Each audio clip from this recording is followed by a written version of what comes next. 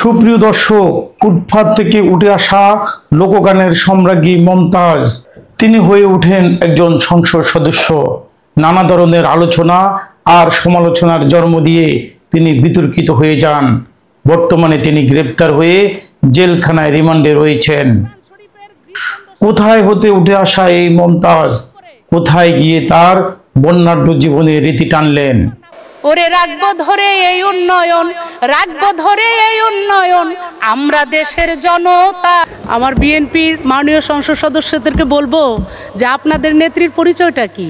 কুরআন শরীফের গিরিশচন্দ্র সেনের বাংলা থেকে শুরু করে এমন কোনো বাংলা তর্জমা নাই যেটা অনেকবার না পড়েছি।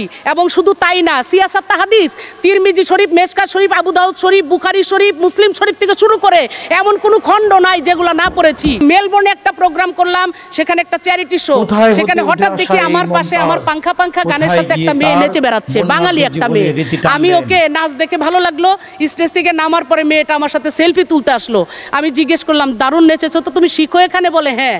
তো দুই কথা বলার পরে বলল যে আপনি আমাকে চিনবেন, আমার বাবা কিন্তু জাতীয় সংসদের আপনার কলিগ সংসদ সদস্য। আমি বললাম কি নাম? বললো হারুনুর রশিদ সাহেব।